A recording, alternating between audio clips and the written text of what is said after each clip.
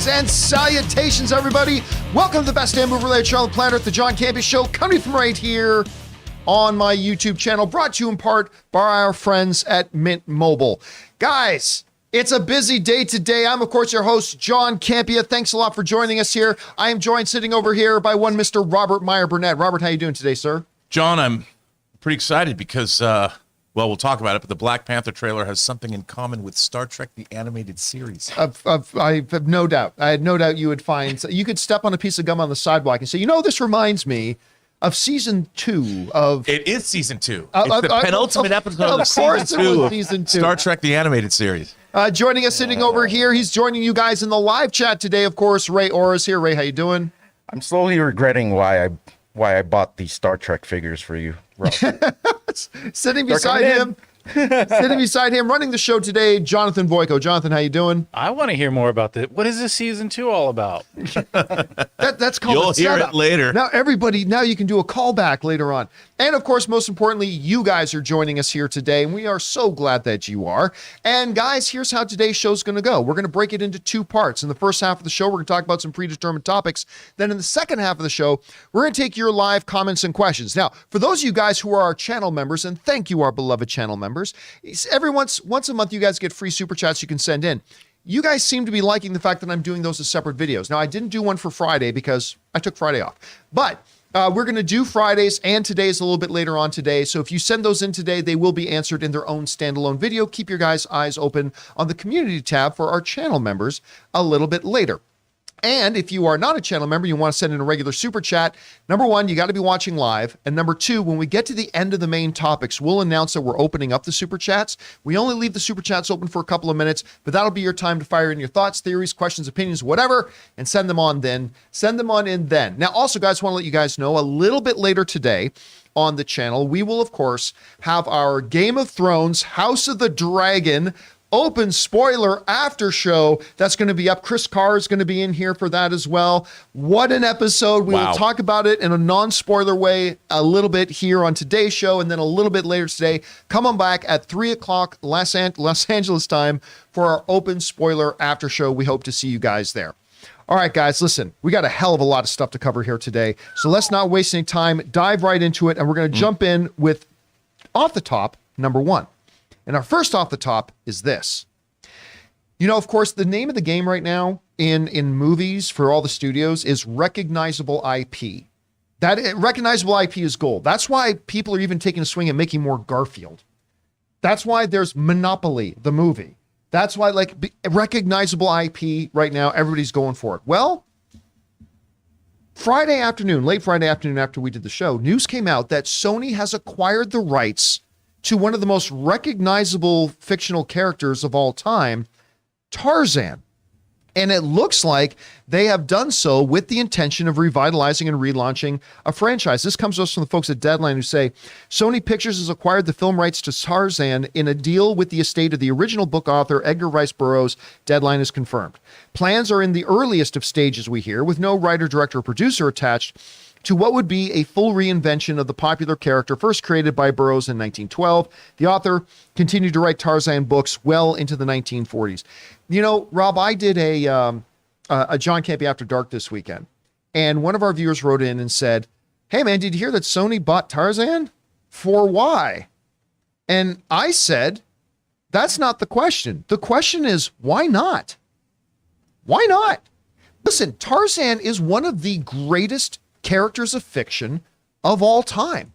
So many classic movies have borrowed from the tropes of the Tarzan story. Like, you can go over probably 50 to 100 different movies and say, well, that's where they took something from the Tarzan mythology. That's where they took something from the Tarzan mythology. It's an incredibly popular character. And in an age where IP is king, if Tarzan is sitting there, you walk into the Best Buy of IP and Tarzan's on the shelf, they've got it in stock. The question becomes, why not? Now, they took a shot at relaunching a Tarzan movie. I think it was 2016 with Skarsgård. That sounds like a Pokemon name. Skarsgård. Skarsgård. Woo, I got a Skarsgård.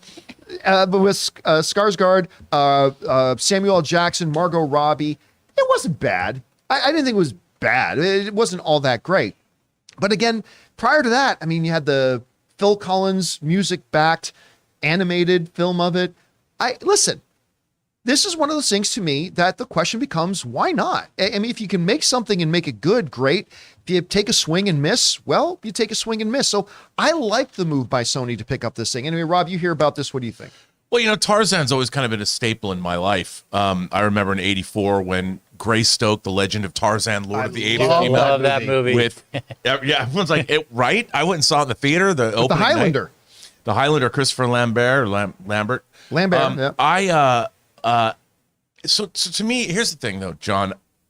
While IP is king, every generation needs their own, I think, IP. And I think Tarzan has literally been a staple of American movies and television since movies and TV have been made.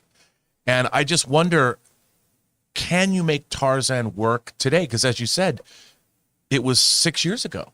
We got, well, there you go. There's Grace Stokes. 6 years ago, we had Alexander Skarsgård. And by the way, he was a great Tarzan. He was a very good Tarzan. He looked the part.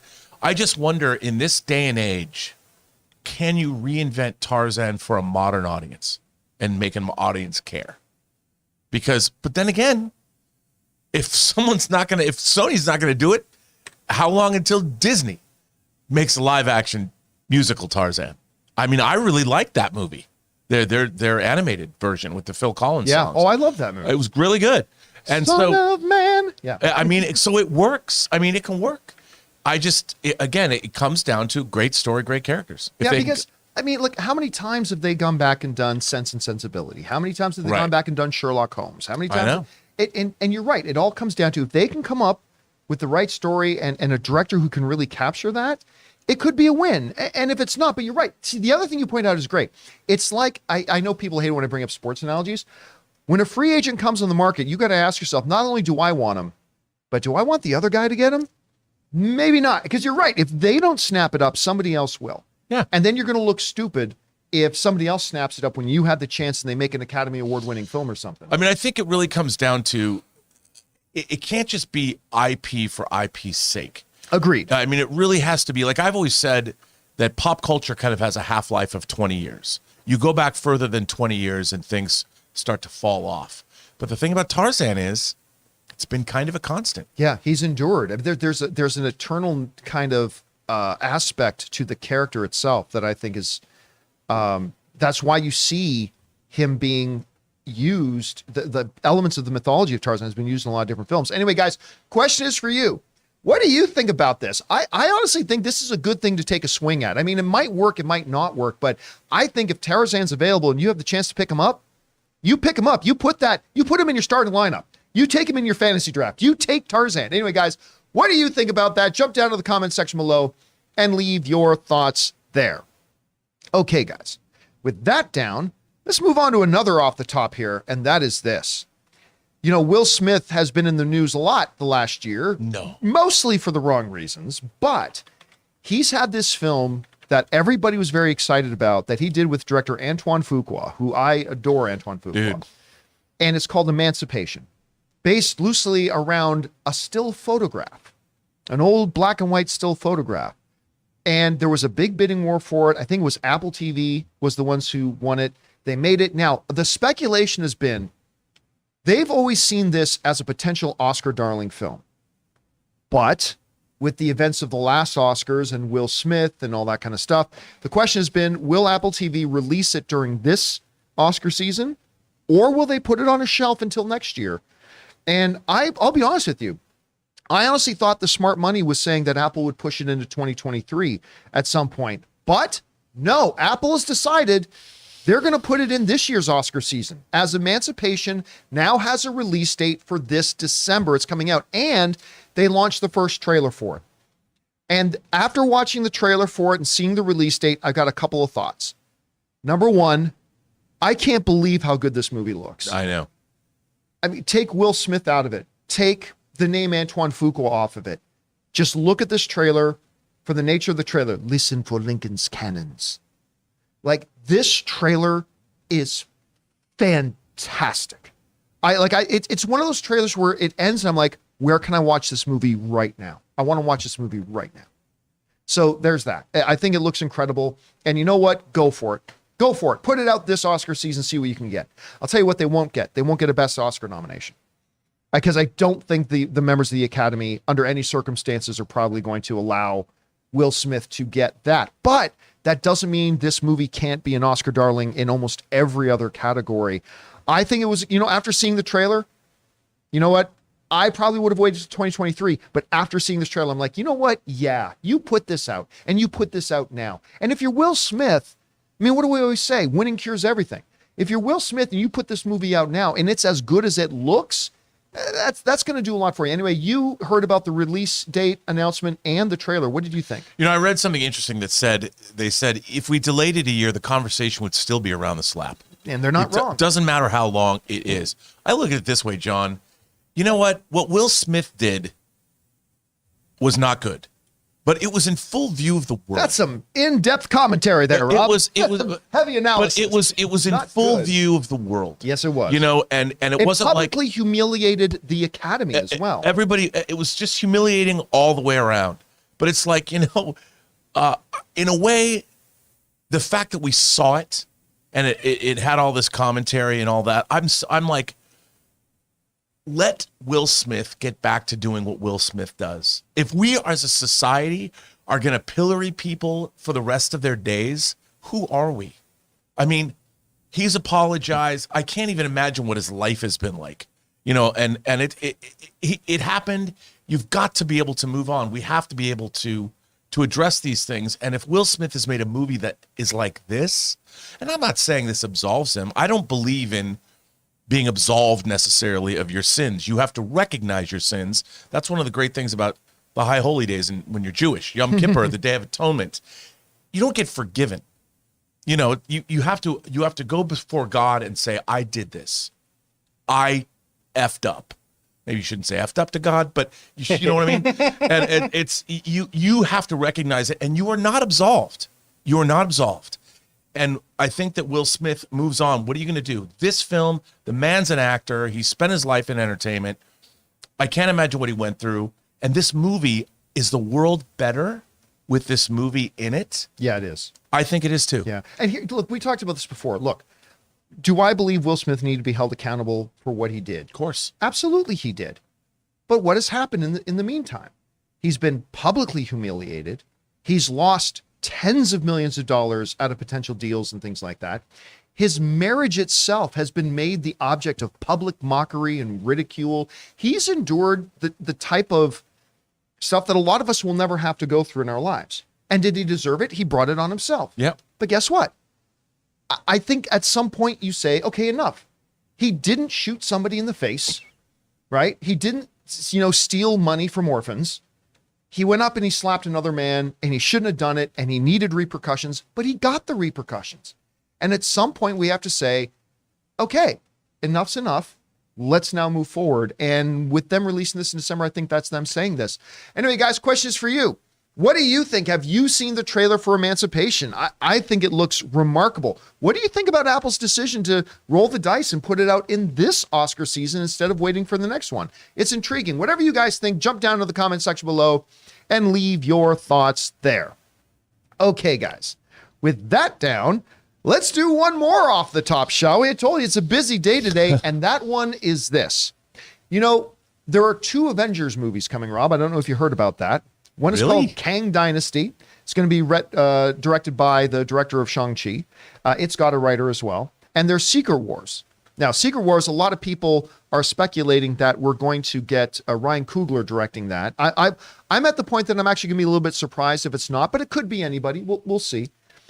But one thing we do know about Secret Wars, we've got ourselves a writer for it, apparently. According to Deadline, Michael Waldron, who apparently is Dexter Morgan.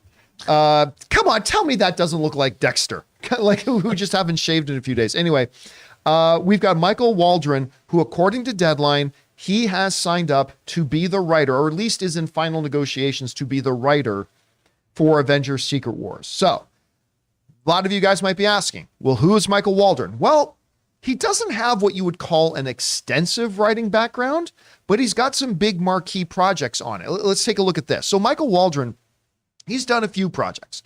First of all, he was the lead writer for Loki. He was also the executive producer and writer on that show Heels that a lot of people seem to really like. And he is, of course, the writer of Doctor Strange 2 in the Multiverse of Madness. All right. And then he also wrote 1 or 2 episodes of Rick and Morty. But I mean, that's pretty much the extent of his writing resume. Now, according to Deadline, people at Disney have liked his take on what Secret Wars could be. And apparently they're already moving to get him to start writing the film. I'm not going to lie to you. I have some concerns. I don't hate it. I don't hate this choice. I have some concerns. I didn't love Loki, but I thought Loki was okay. You know, again, I didn't love it, but hey, it's Loki. And what they were trying to do with Loki was pretty bonkers. And so it's not like any writer could have just stepped in and done a great job with Loki, but again, didn't love Loki. I still haven't had a chance to watch Steven's show Heels. From everybody I've talked to, everybody says it's really quite good, but I haven't had a chance to watch that show yet. So that one's got to go to the side. Doctor Strange 2 in the Multiverse of Madness. Again, a movie I think is okay. I think it had some incredible highlights to it, had some big problems to it. So as I sit back and I look at the choice, and again, I say this as somebody who was not in the room to hear the pitch, to know what the story idea is. And if I was, maybe I would have a totally different opinion. But I can only base an opinion off what I know. And the limited information that we have is, well, he did Loki and he did Doctor Strange in the Multiverse of Madness. And I'm like, okay. I mean, I think you've had some people in the MCU write stuff that has been much better. I think you have people even outside of the Marvel walls, you have people within the Disney house, at the larger, wider Disney house, that have written much better. So I'm not going to sit here and say it's a bad pick because, again, maybe his pitch is dynamite. And again, like Loki, Doctor Strange in the Multiverse of Madness is not some easy film. Some idiots will go and say, well, that was a movie that could have written itself. Are you kidding me? Look at the concepts they had in that. That was not an easy nut to crack, okay? And do I think he did a great job? No. But I thought he did an okay job. So, yeah, I'm not going to say I love it. I'm not going to say I hate it. Rob, I'll just say I have some concerns. I got some concerns. You hear about his name being brought up here. How do you feel about it? Well, you know, it's funny. I've been thinking a lot about the MCU, believe it or not, in my spare time. But I think that when you had writers like Marcus and McFeely who wrote Winter Soldier and Civil War and Infinity War and Endgame, to me, that's my Marvel universe. That's the kind of Marvel universe that I liked. And there was kind of a continuity there in the writing and the tone and the subject matter, and I think it all really worked. I think one of the things, they're branching out and they're trying all these different writers. Like you, I thought Loki really pushed, it's pretty goofy. Like, but it's also ambitious. Oh, very ambitious. It's also pretty ambitious. It's very ambitious, and I liked a lot of it, but the time variance authority and everything that happened in Loki felt very far removed from, say, Winter Soldier. Absolutely, yeah. You know, and that's what I thought it pushed the boundaries of the Marvel universe as it exists too far. Kang Dynasty, if it's anything like the comic story, we know they've always loosely adapted these things, is a bonkers huge story. But it's much more along the lines of an Infinity War. Right. Whereas Secret Wars, depending on how they go, because there's the old Secret Wars from the 80s, then there's Jonathan Hickman's Secret Wars with Battle World and all that. It depends what the tone is. I hope it's less Multiverse of Madness and more Infinity War, if that makes sense. Because all of these giant fantasy ideas, whether it's Loki, whether it's Thor, Love and Thunder, I think it's spinning off its access a little bit. And I'd like to see it kind of brought back. It's so weird to say, I'd like to see more realism in Secret Wars, John. But I do. I want to see more of the real world intrigue. I think we're going to get that with Secret Invasion. But I mean, I think this is a good choice if he's reined in. See, now if you're looking for something to be optimistic about, consider this. One of the problems I contend that Marvel Phase 4 has been that Kevin Feige can no longer be directly hands-on with most things. And I think you've felt that. I think you have really felt that in the overall, hey, the MCU Phase 4 has still been good, but you felt the drop in quality from the previous phases, even though they've had some spectacular stuff. But with the movies that have the word Avengers in it, you know Kevin Feige is going to be more directly hands-on. And we've seen what's happened when Kevin Feige has worked with, I mean, again, I want to remind everybody that the directors of Civil War and Infinity War and Endgame, their previous big thing was You, Me, and Dupree. Right. Well, Was 15 years before that. yeah, but you have a Kevin Feige who knows how to bring the best out of those type of people and really click with them and give the right guidance to it. Something great can happen. And so if you're looking for something to be optimistic about, if you're not feeling great about this particular name, Michael Waldron being brought in, the writer of Loki and Doctor Strange 2, remember this, Kevin Feige will be more hands-on. And he clearly was not very hands-on with Doctor Strange 2. We've heard Sam Raimi say that Feige stayed a little bit more hands-off on that. I think that became clear. But I think with him being more directly involved, I think that gives a bigger reason for optimism. But we'll find out. Anyway, guys, question is for you. What do you think about the selection of Michael Waldron? Maybe you love it. Maybe you loved Loki and really liked Doctor Strange 2. Maybe you hate the pick. Maybe you hated those things. Maybe you're more like me where you're like, it's not who I would have picked, but maybe, I don't know. How do you guys feel about the selection? Jump down to the comment section below and leave your thoughts there. All right, guys.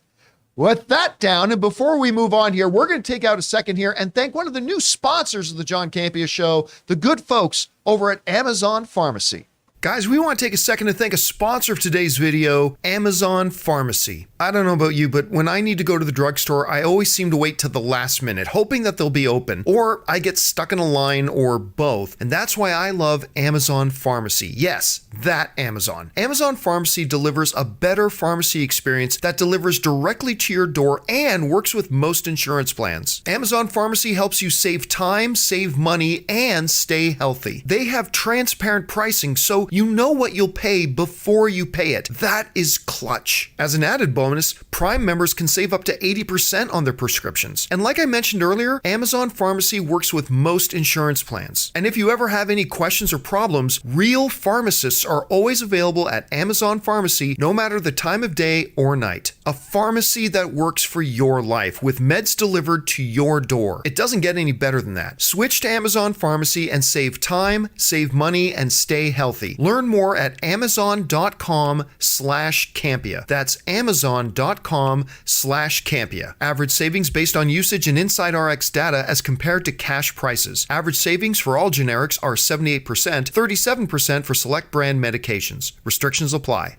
And thank you to the folks at Amazon Pharmacy for sponsoring this episode of the John Campea Show. Remember, guys, when you support our sponsors, you're actually supporting us. So when you go down and look in the description of this video, right at the top, you'll see links to all of our sponsors and their promo codes. And once again, thank you to Amazon Pharmacy. All right, guys. With that down, let's get into our newest segment here on the John Campea Show, our Mint Mobile Hotline Question of the Day. If you guys want to hear your voice on the show, maybe you should take a shot by calling in a question at 951-268-4259. So, Jonathan, what is our Mint Mobile Hotline question today?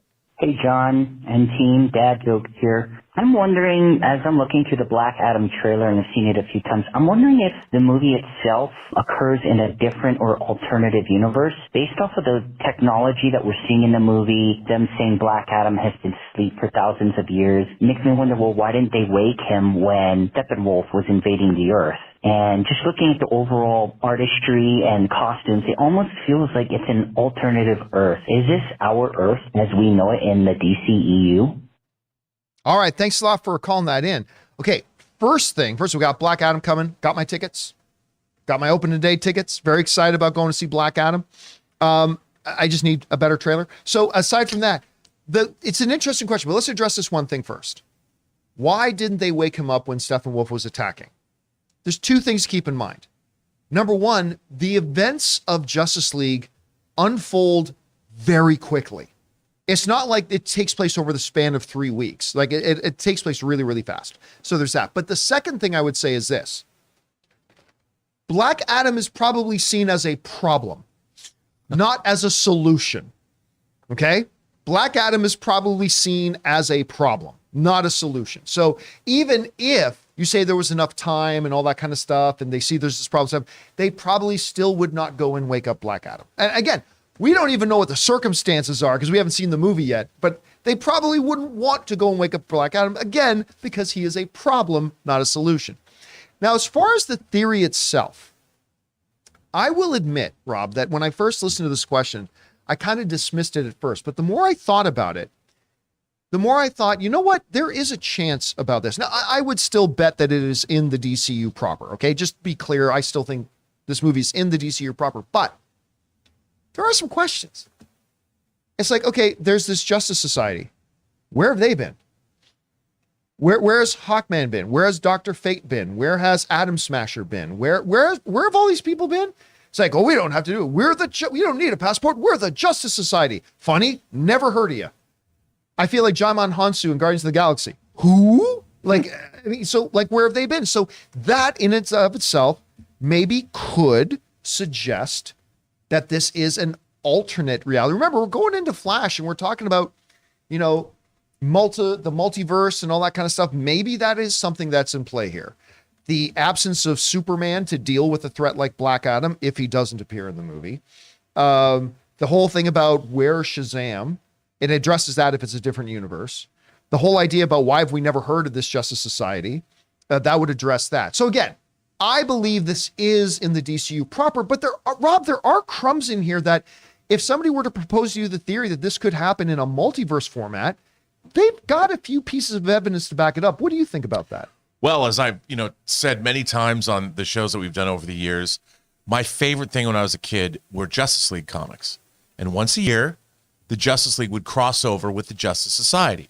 And the Justice Society was from Earth 2. So they had to figure out a way to get them over, like Dr. Fate and their Hawkman and Atom Smasher and the Human Bomb or whatever, were from an Earth that was 30 years behind ours. So that's what Earth 2 was. Like they were in the 50s and we were in the 80s, kind of a deal. Maybe that's the answer. Maybe there is Earth 2. And maybe he wakes up at a different period of time, like the Justice Society. I don't know, but that when I heard this question made me think. I never thought of that before, but I'm like, yeah, neither did I, to be honest. Because there you go. There's a great Justice Society with of course the Green Lantern, the Alan Scott Green Lantern, and the our Green Lantern, the Ryan Reynolds Green Lantern, and then you've got the Jay Garrick Flash, and you've got the Barry Allen Flash, and you've got like Dr. Midnight or Hourman, and then you see the Hawkman. There's our Hawkman, and then there's the classic Hawkman you can see over there. There's Robin, the Earth 2 Robin, Atom Smasher, the Atom, Dr. Fate. I mean, and this is a perfect example. Dude, I lived, when this happened, I freaked out. Every year, I couldn't wait for this. This is my favorite thing every year. And look at that. This is why. All right, guys, question is for you. What do you think about that? Like, as we're looking at the trailers that we've seen so far, do you find maybe little crumbs in there that might suggest that this isn't actually the DCU proper? Maybe it's a multiverse thing. Maybe it's an Earth 2 situation. I don't know. Do you think it's a possibility? Whatever your thoughts are, jump down to the comment section below and leave those thoughts there. Okay, guys. With all that down, we're now going to move on to our main topics here today. And how do we select our main topics on the John Campea Show? Well, that's where you guys come in, because you guys come up with our main topics. See, whenever you come across a big topic, issue, or story that you guys feel we absolutely need to cover as a main topic on the show, just go anytime 24/7 over to www.thejohncampeashow.com/contact. Once you guys get there, you're going to see a form. Fill it out with your topic or question. It's absolutely free. Hit submit. And then maybe, just maybe, you might see your submission featured as a main topic here on the John Campea Show. With that down, Rob, what is our first main topic today? John, our first Eye of the Dragon is our first, I guess, our first viewer. Hey, John and crew, I know you can't go into major spoilers, but how did you feel about Episode 7, Driftmark, House of the Dragon? Can you feel the darkness as early as the previously on portion and in the title sequence? Sides are definitely being drawn, and the start of the war between the families, not how I expected it. I'll leave it at that. Oh, and do you guys hate Alicent now as much as I do? She's gone dark fast. Thanks. Bring on the fire. All right, thanks a lot for saying that in. Every week, Rob. Every damn week. This show kills it every damn week. From season 1, episode 1, scene 1. They have killed it every time. And you think every time, well, we're due for a week episode.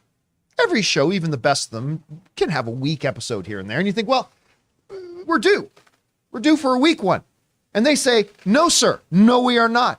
We're going to deliver excellence every freaking time. Whether there's action going on, no action, whether it's just a couple of people, whether they have a wide ensemble, doesn't matter. They find a way to kill it. And they find ways to kill it with the best of storytelling. Simple. Scene, room, bunch of people in it. And we're just going to sit there at this room. We're going to sit there at this gathering of people for like 25 minutes. And there's just going to be people talking. That sounds like the recipe for boredom. But it's can't take your eyes off the screen kind of television. All the machinations and the subterfuge and all the plotting and scheming and like every political move, even everything from a mother saying to her son, go talk to your cousins. That was a political move. To things that, again, we're not going to go into great spoilery detail here, but just that, watching people at a funeral talking to each other and who's going to go over and talk to who. And it's like, I can't take my eyes off this. This is incredible. And then, of course, what was the name of the damn dragon again? It starts with a V. Vagar? I think it's Vagar. Yeah, anyway, so we knew at the end of the last episode, they say, somebody stole Vagar. Remember they said that in the preview? Well, that whole thing was fantastic. We'll go more into it and into the spoiler discussion in the after show today at 3 p.m. Los Angeles time. Make sure you guys come back and join us for that. I was floored. And damn it, Damon steals the show again. A couple things. King Viserys has finally had enough of this shit. And Matt Damon just being Damon again. Matt Damon. That was a joke on purpose. Might as well just tell I'm effing Matt Damon. I am effing Matt Damon. So you got Damon again. Matt Smith just stealing it again. I mean, everything from the adults. And you know what? Last week, the one concern I had about this show after last week was we're getting now these kids. And we heard Sapotnik saying this episode, the last week's episode, kind of marks the transition to it being more focused on the kids. And I'm like, It's House of the Dragon, the new class. Then House of Dragon, the new class. And I was like, But you know what? I'm in. I'm in. This show is so freaking good. I just can't get over it week after week after week. Anyway, Rob, you saw the episode. What do you think about it? Dude, I watched it twice back to back. I mean, I live for this. You know what's so great about this show is we always talk about, it's like you said, they're just standing around talking. Well, if you have the story and you have the characters, you can do that. Yeah. And I think that this has done such a great job. There's a shot in this episode where there's the dividing line between who's on either side. And you see, I'm kind of Team Rhaenyra. I'm just going to say I'm Team Rhaenyra. And it's her side, and the camera's pulling back. And you see Corlys, you see Rhaenyra. Tell me you didn't get shadows of Civil War. Oh, dude. In that with the sideline up here. Oh, dude, that's exactly. It was Civil War. It was awesome. The camera's pulling away, and I'm like, this. And I got to hand it to Otto Hightower. Otto Hightower knew what's up, man. And there is so much good stuff in this episode, and it's like I wanted to jump up and down. I enjoy this episode so much because it's exactly what you want. I mean, this is like the people watch Big Brother and reality shows to see the kind of intrigue that we're getting every week on House of the Dragon. No reality show can equal what they're doing on this show. I mean, it's the infighting, the backbiting, the scheming. I love it so much, and it's so much fun because all of these people, the fact that there's so much hatred, and I can't wait to see everybody start wrecking shop because it's going to be great. Ray, you came over and watched it with us last night. What do you think of it? I want to praise the people who are doing the work on the dragons. Like, dude. Oh my God! I mean, so you could see the moisture on the dragon, like how a reptile would be. I love everything that happened with the dragons. Aemon walks up to the reason why I am attached to Damon so much is because he watches he looks at the show like the same way.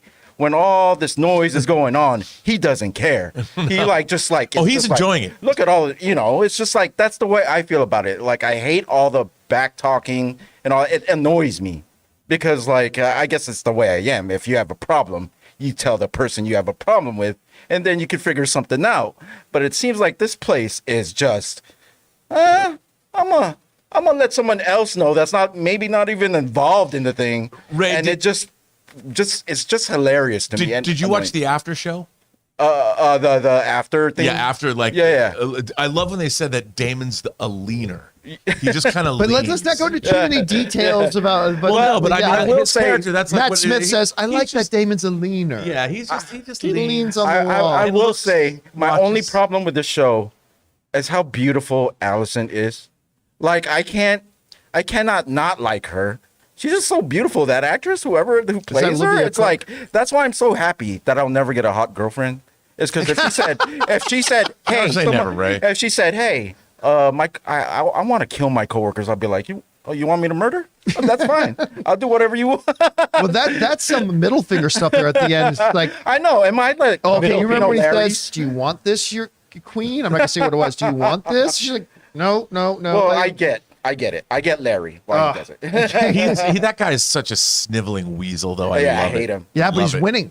He's winning the Game of Thrones right now. Like he's in the lead. Winning. But anyway, all right, guys. Question is for you. What did you think about last night's episode of Game of Thrones, House of the Dragon? We loved it. Remember, we will come back and speak about this again at 3 p.m. Los Angeles time today in our House of the Dragon open spoiler discussion after show. We hope you guys will come back and join us for that. All right. With that down, let's move into main topic number 2. Rob, what is our second main topic today? Well, our second main topic comes to us from Jeremy Wigg. Hey, John and crew. So this weekend, the Avatar re-release came in 5th place at the weekend box office. What's really interesting is that even though it's been out just as long as Don't Worry, Darling, it actually made more money than it. What does that say to you about Avatar's ongoing popularity, and does it tell us anything about how well Avatar 2 may do? All right, thanks a lot for writing that in, Jeremy. And yeah, Avatar, the re-release, still in the top 5 at the box office, and has now officially crossed the first film in cinematic history to cross the $2.9 billion mark. I gave it some of that money yesterday. And I think Rob's giving it some of its money. I gave that some of its money. I mean, and now is less than $100 million away after another couple of re-releases. It'll become the first film to cross $3 billion, but still, it has crossed the $2.9 billion mark, which is just mind-boggling. Like, it's absolutely mind-boggling because we still consider a film that crosses like $100 million to be like, oh, hey, good for it. We're talking almost 3 billion, closing in on 3 billion. It's crazy. But what's really more interesting than that, and you kind of allude to this, Jeremy, in your message, is that when you look at how it is comparing right now to other films that have been out for 2 or 3 weeks, Avatar is actually the number 1 film. Take a look at this. So in the last couple of weeks since its re-release, Avatar worldwide has made $58 million as a re-release. It released at the same time as Don't Worry, Darling. Or sorry, it released 1 week before, I think, or at the same time 1 week before, but Don't Worry, Darling has made 54.7 million worldwide. So Avatar has actually made more money than this brand new, what was early on considered to be maybe an Oscar kind of film, be that The Woman King, which is getting huge reviews, lauded and all that kind of stuff. It's made 50.1. Barbarian, which everybody loves, 34.8. Avatar is actually outpacing every single movie that has been out the last 3 weeks at the box office, with the exception of Smile, because Smile just came out this weekend. It's at 22 million. So it's ahead of Smile, but Smile's only been out 1 week. So Right. you can't compare that. But this is incredible, an incredible showing for a re-release of a film. Rob, we've talked about this before. What does this then kind of suggest to us about if people are running out, just $58 million worth of people just running out to see an old re-release? What does that tell us about the upcoming Avatar 2? I'll tell you what it says. It's going to be huge. It's going to be absolutely huge. I still do not believe it's going to hit Avatar 1 numbers. I still don't think it's going to cross 2 billion. I don't. I hope it does. That'd be great if it did. But it's going to be massive. Anyway, Rob, you're seeing these numbers. What jumps out to you the most? Well, I think the thing that strikes me the most is people still want to feel awe and wonder in the movie theater. And I think that Avatar always provided that. Jonathan, you could speak to it, seeing it in the theater again yesterday. How'd you feel about it? Again, There were literally like, as I sat there, I was just thinking like, I don't remember a lot of these details. Well, There was a lot. Yeah. There was more I forgot about it than I remembered. And also, I did get to see it in 3D IMAX, and typically I'm not a fan of 3D, but it didn't darken it, maybe a shade. It looked incredible. I honestly, I thought, oh, I'm just taking one of my kids to see it.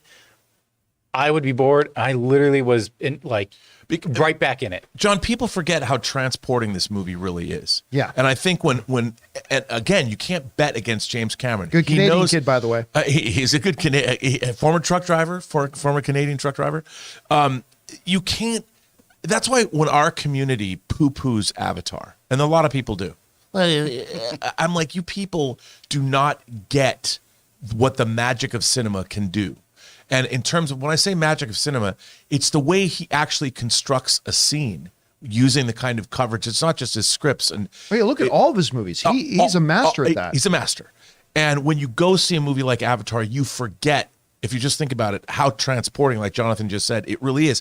There's so much detail in every frame, so much verisimilitude, so much reality. And I think people crave that. That's why you go to the movies. That's why we love the Marvel Cinematic Universe, because they did the same thing with superheroes. I mean, that's why we love the original Star Wars, Jaws coming back to the theater, E.T. All of these movies have a sense of wonder, and they transport audiences to places where audiences aren't used to going. Right. You know, I just want to point out that when we first reported that they were re-releasing this movie, I myself was like, why? But it turns out to be a great move. I mean, they picked the right weekend to release it, and it's still a little bit before Avatar 2. It'll get everyone who hasn't watched Avatar in the theater to know what it's about. And I think it's just going to work out well for Avatar 2. There's plenty of people in the new generation that have never seen it. Yeah. That's what I think. So at first I thought, why are they doing this? I was like, is it just to get the billion? No, I think it's really going to end up helping Avatar 2. Well, here's the brilliance. This is the brilliance of it. Studios pay, exhibitors pay, distributors pay tens and tens and tens and tens and tens and tens and tens and tens, sometimes in the hundreds, but it's very, very rarely that much, but tens of millions of dollars to advertise their movie.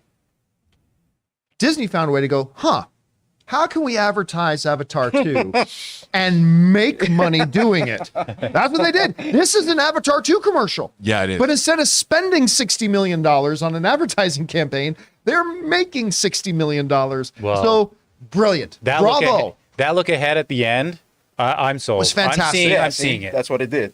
Yep. Dude, those end sequences underwater. Yeah. Anyway, guys, question is for you. What stands out to you most about this? The fact that the re-release after a couple of weeks is actually outpacing all the other movies that have come out. The fact that it's the first film ever to cross $2.9 billion at the box office.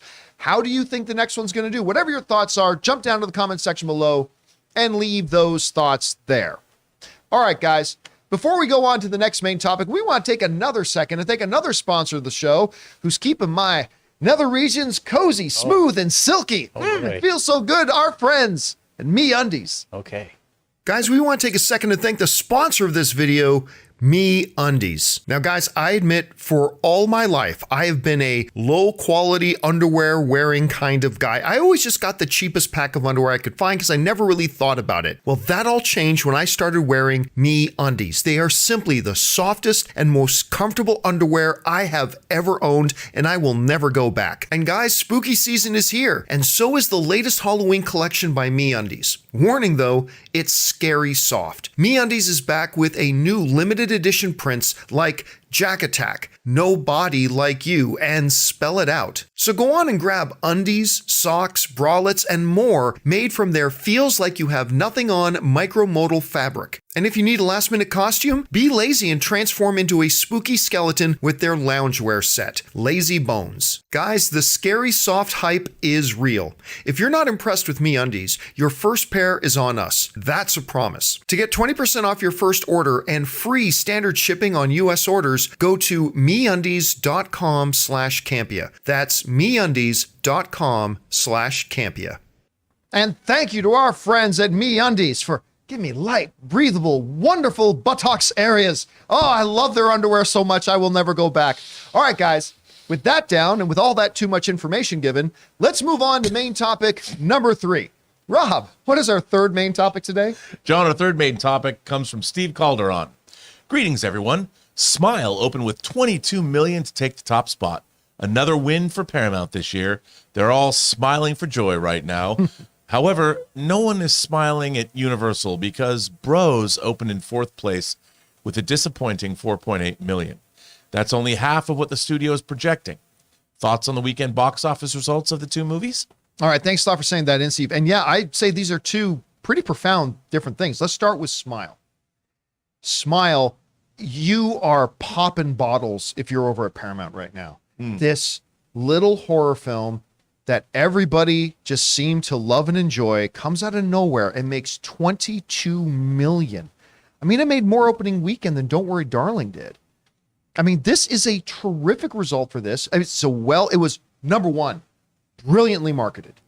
The trailers were fantastic. All the way from the very first spots they showed us at CinemaCon a while ago, the TV trailers look freaky whenever you wanted to go and see what this is all about, to the guerrilla style marketing where they literally hired people at Major League Baseball games to sit behind home plate with a smile on the entire, like that's Deadpool kind of marketing. Oh, yeah. Like they just did everything right, and it's a terrific movie, makes $22 million. Couldn't be happier for it. Let's take a look at the chart here. This is the top thing. So Smile comes in at 22. Don't Worry Darling drops 62%, which actually isn't too awful bad, making another 7.3 million. The Woman King comes in third with just about 7 million. And Bros, of course, comes in at 4.8. Avatar stays in the top 5, of course, with 4.6. So let's talk about Bros, because in as much of a huge, satisfying pop bottles kind of win that Smile is, Bros has got to be looked at as a major disappointment. Eichner did, we were talking about this before the show started. Eichner did, as an individual, an incredible job trying to promote this film on his own. You know, it's a modestly budgeted movie, so it had a modestly budgeted marketing campaign, for sure. But he went outside of that and did everything he could possibly do to go out and sell this thing. And it makes $4.8 billion, releasing on over 3,000 screens and coming across a little horror film that literally made more than 4 times the amount that it did. Okay. This was a movie that got incredible reviews. The audience rating on this movie is massive, like huge. Like both the critic ratings and the audience ratings are in the mid 90s. I mean, this is no joke. So where did things go wrong? All right, I want to propose a couple of possibilities here, okay, of where some things went wrong. I think the first thing we're going to look at, and this is in no particular order of importance. I think one of the things you have to look at is that this was the first major Hollywood studio film that was a gay romantic comedy. There have been others, right? Kissing Jessica Stein, which I love that movie, but I'm a cheerleader. I love that movie. I mean, there's a bunch of them like that, but this was the first big major Hollywood. This is Universal Studios putting this out. I liken it unto the analogy of the first penguin in the water, right? You all seen the nature documentaries when the penguins get to the edge of the cliff, but no one wants to jump in because the first one that jumps in is going to get eaten by the seal that's waiting in there. But once the first one goes, then everybody can. But the first one generally gets eaten. Bros got eaten. And I think one of the things about that is that there is a point of this where it's like, is the majority of straight America ready to go to watch a gay romantic comedy? And I think this is why it's important for a movie like Bros to be the first penguin in the water, to kind of break that seal, because maybe the next ones will have a better chance at that. But Taylor brought up a really great point. Before we started the show today, Taylor came in and said, well, it's not just that straight America didn't go see it, gay America didn't go to see it either. And that's the problem. And that leads into a couple of the other points. Point number 2 is, despite the fact that I'm a big Billy Eichner fan, I had no desire to see this movie because the trailers were terrible. The trailers never once, I said this at CinemaCon. They showed the preview for it at CinemaCon. It's like, I didn't even grin. It's like my problem with She-Hulk. It didn't make me smile. It didn't make me laugh. It just didn't look good. Now, we've seen lots of great trailers to terrible movies and lots of terrible trailers to great movies. Apparently, this is one of the great ones because, like I said, the audience reviews have been great. The critic reviews have been great. But their trailers did this movie no favors. Billy Eichner did a great job individually going out there to try it, but the marketing for this thing was just plain terrible. So that's another thing you got to look at. The third thing I want to throw out there is something that everybody needs to keep in mind. When's the last blockbuster romantic comedy at all? Forget gay romantic comedy. Yeah. When was the last big blockbuster romantic comedy? The only one in recent memory that even did okay was Lost City. And in Lost City, you had 3 major A-list stars. Sandra Bullock, Brad Pitt. Brad wasn't in a ton of the movie. He was in enough of it. Brad Pitt, Channing Tatum. It had incredible reviews. It had a fantastic ad campaign. Those trailers, I was looking forward to that movie for months because the previews for it, the trailers for it looked absolutely phenomenal. So it was 3 big major stars, really well marketed, had very, very solid reviews, and it made $30 million opening weekend. Now 30 is still a lot more than 4.5, but terrific ad campaign, 3 major A-list stars, and it was a really good movie, and it opened to $30 million. So I would propose that, the starting skiff for where you could look at, it wasn't very high for Bros anyway, because just the romantic comedy genre itself is not pulling in a ton of money these days. So I think when you look at those 3 things, number one, it's the first penguin in the water. I don't think a lot of straight America was ready to go quite yet, but this could be the kind of movie that makes it easier for others to get made later on. Number 2, I thought the marketing campaign was absolutely terrible. And number 3, romantic comedies just don't make a ton of money right now anyway. So I think when you put all those 3 things together, that's when you end up with a very, very disappointing $4.8 million. Rob, there are 2 different ways to look at it. You can look at it optimistically like me, saying, well, now the seal's been broken. This is going to help get straight America more accustomed to the idea of maybe comedies like this. Go and see it. From a business point of view, this might make studios look at it and go, whoa, Universal got burned by trying to put out a gay-themed romantic comedy. Oh, maybe we won't. Or, I don't know. But Rob, you look at this thing. What do you attribute this, let's call it what it is, this very, very disappointing outing for Bros? Well, first of all, I saw this movie, and because I told you that I thought it looked funny. Like, I was looking forward to it. Yeah, you had a totally different perception of it than I did. And Nicholas Stoller, I really have enjoyed his work as a comedy director. He's a really great director. And this movie is freaking hysterical. I mean, it's really funny. And the actors do a really great job. And there's also a sweetness to it. But I also think that a lot of people might have been, both straight or gay, might have been put off by the film. I think the film, the way it was marketed, looked a little one note. When you have a romantic comedy, there's the meet cute, or there's the relationship that's happening with the people in it. But then there's something else going on. There's a larger, in the movie Big, for instance, there's a great romantic relationship that develops between Tom Hanks and I forget the actress's name in that. The pedophile. Yeah. Well, there's really wonderful pedophile style nature. You've got, usually in romantic comedies, there's 2 different stories happening. Yes. There's the romantic comedy, and there's actually other, like this whole thing about doing this museum. I couldn't get enough of that, but that's it was all very specific. I think when people watch this, they might have been turned off thinking there wasn't enough for them in it. And I don't know, but it was funny because I was sitting in the theater and there weren't that many people in the theater. And I was embarrassed how much I was laughing at this movie because it is really smart and really funny. And it's got some great situational stuff in it. And it also has lots of stuff that I walked out of the theater pondering. But I just think that people might have thought it was a little too niche for them, that it was going to be only one thing. And I don't know. I mean, I wish I could take more people to this movie and go, look, whether you're straight, whether you're gay, if you're just a human being, you're going to have fun in this movie because it's damn funny. Yeah, that's what I'm hearing across the board. Like we had our own, like you've seen it. Amy and Chris and Taylor went to go see it. Absolutely loved it. It's really funny. So, I mean, it's so big win for Smile.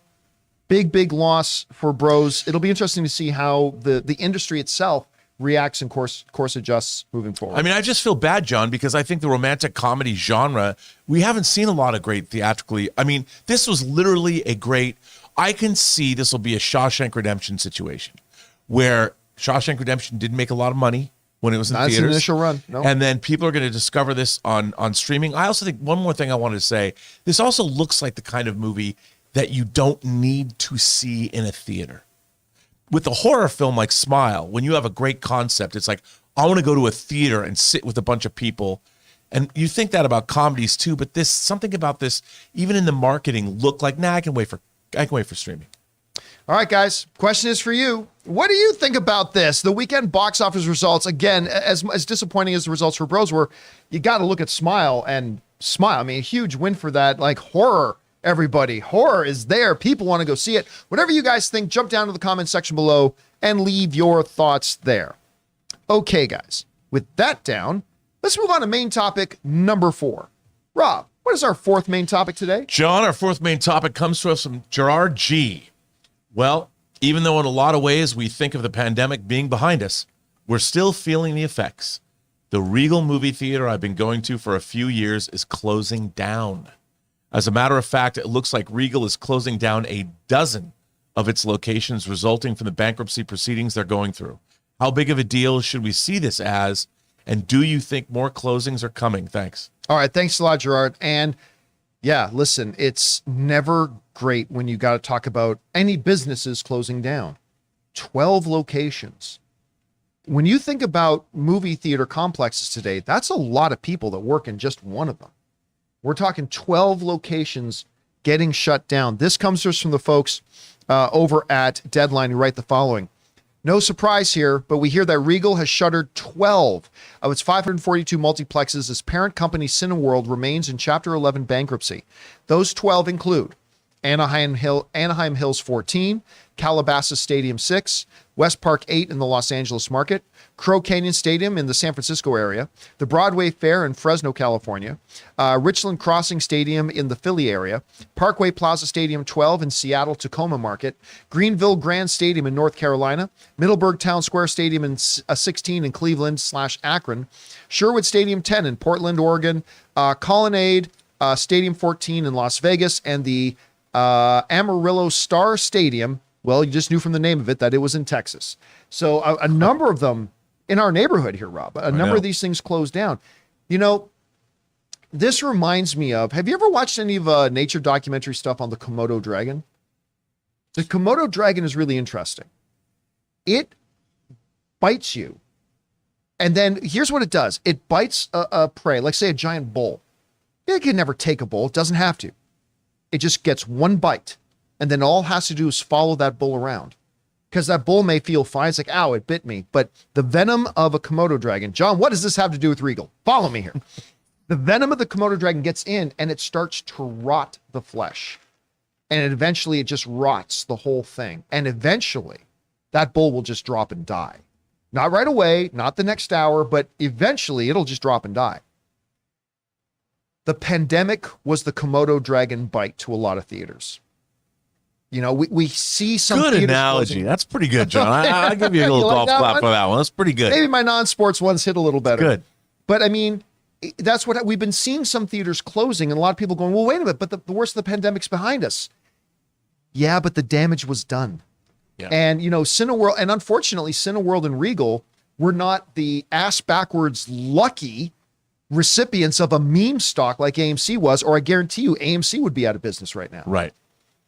But Regal didn't have that. They still found ways to stay in business, but eventually they had to declare bankruptcy. They're restructuring their business as part of that. A bunch of theaters are closing. Now, look, in the grand scheme of things, I did the math, Rob. I pulled out the pencil, sat down, did the math. Put up that Rain Man graphic of all the numbers and equations going by. I did the math. That equaled 2.2% of Regal's theaters. They closed down. So that's not a huge number. I do not believe it is the last we'll hear of more closing. No. I think Regal will survive. I think Cineworld will survive. They will restructure. They will come out of this. But these 12 Cineplexes have closed down. It's not the end. I think we're going to hear about more of them, which is unfortunate. And hopefully it'll be able to come out the other end more healthy. Anyway, Rob, you hear this story. What stands out to you? Well, I think you're right. I mean, it's sad that it took people a long time to even go back to the theaters. There's still people, I know people now that are still uncomfortable with going back to the theaters. Yeah. And also, what didn't help is this drought. the theaters were relying on these big blockbuster movies, and when you don't have them, you're not bringing in those numbers. I mean, what I find interesting, John, and I don't know if it's going to pan out, but we've had a lot of strong, smaller openings.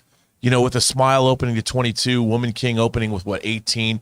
If we had 2 or 3 movies that could open $20 million, $18 million a week between giant blockbusters, maybe the theatrical business could become a little bit more viable. But the theaters also have been relying on these giant studio tentpole pictures, of which there aren't that many. Rob, we were talking about this the other day. What was the last big movie to come out? It was Thor: Love and Thunder in July. Yeah. We're in October. I mean, luckily we had Maverick carrying through. Maverick carried through. I mean, and fortunately for them, like Thor: Love and Thunder, it did make a lot of money. But we're in a situation here where there's been such a drought of no significant films have come out that can carry, like these movies like the Woman King, these movies like Smile. These are supposed to be the bonus money that the theaters make. Yeah. Riding on the backs of 1 or 2 big high profile projects come out, but it has been barren, and we don't have another one coming out till Black Adam. We don't even know how big that one's going to be. Yeah, and how well it's going to do. I mean, what I find really interesting is looking at how a movie like Barbarian will play its $36 million on these smaller spends. I mean, I was surprised Smile was as expensive as it was. But still, I mean, you get these movies in theaters and they do business for 3 or 4 weeks. That's a good thing. That's how the business is supposed to work. And I don't know if there's going to be, we're still going to go after these large tentpole properties. But, I read articles 6 months ago that said theaters can't survive on tentpoles alone. Oh, no, not alone. You need all these other films as well. And, these little horror things and what Blumhouse was doing. I mean, M. Night Shyamalan's new movie doesn't come out till February, and even that couldn't cost that much, but it looks like something I'll run out to see.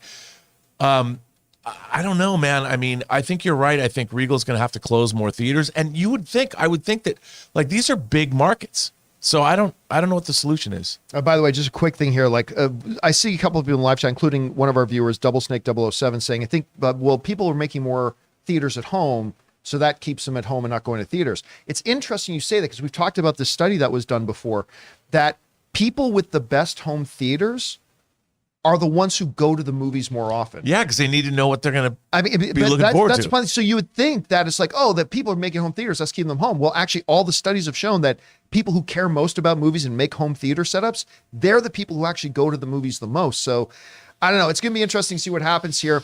Maybe things can turn around once Black Adam, Black Panther, the big Oscar season stuff starts, and then we roll into a big 2023. But guys, right now, what do you think about this? Regal Cinemas, the second biggest theater chain in the world, has shutting down a dozen of its locations.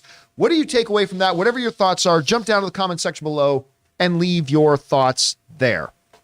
All right, guys, with that down, let's move on to main topic number 5. Rob, what is our 5th main topic today? John, our 5th main topic comes to us from Eric the Red. Hey, guys, so I've mentioned to you guys before that Christian Bale is my favorite actor.